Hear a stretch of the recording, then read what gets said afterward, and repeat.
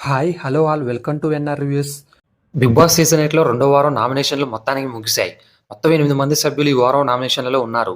ఇందులో 7 మాత్రం సభ్యుల వల్ల నామినేట్ కాగా, ఒకరిని మాత్రం డైరెక్ట్‌గా చీఫ్ యష్మి నామినేట్ చేసింది.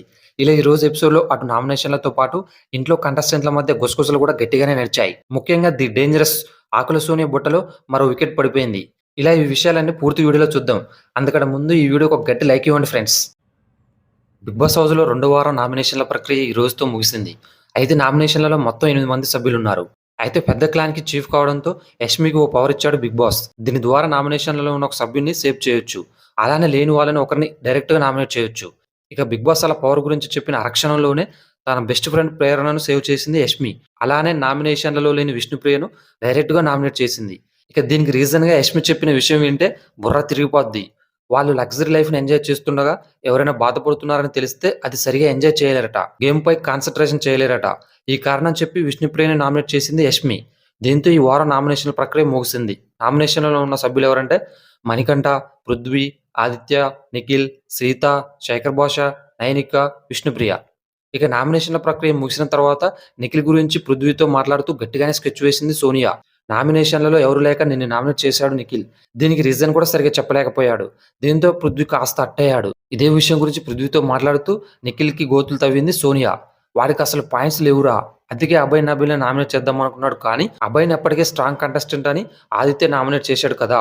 నువ్వైతే అర్థం చేసుకుంటావని నీకు వేసిండు అంటూ నిఖిల్ తరపున పృథ్వీతో సోనియా మాట్లాడింది. దీనికి వాడు అంత వీక్ ఎందుకున్నాడు అంటూ పృథ్వీ అడిగాడు. అవును, ఇంకొక 1 వీక్ చూద్దాం వాడిని. డెవలప్ అయితే ఓకే. లేకపోతే లైట్ తీసుకోవడమే. ఇంకేం చేస్తాం? ఏమన్నా ఉంటే రాత్రి పడుకునేటప్పుడు మాట్లాడుకుందాం అంటూ సోనియా అంది.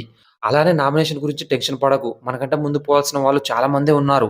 వాళ్ళు పోయేంత వరకు మనం సేఫ్ అంటూ ఓవర్ కాన్ఫిడెన్స్ డైలాగులు కొట్టింది.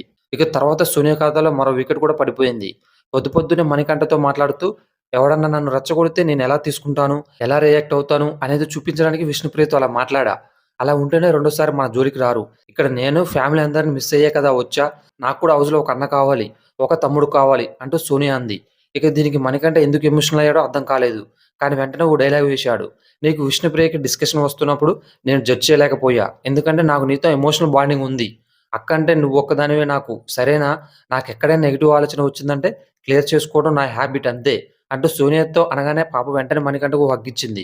ఆ తర్వాత ఉదయం కాఫీ కప్పు పట్టుకొని పృథ్వీ దగ్గరికెళ్ళింది సోనియా. మాట్లాడిండా వాడు నీతో? అదే పెద్దోడు. వాడు పెద్దోడు నువ్వు చిన్నోడు అంటూ పులిహోర కలిపింది సోనియా. మాట్లాడాడు. ఫ్లిప్ అయ్యా బ్రో. పాయింట్సే దొరకడం లేదు ఆ టైంలో.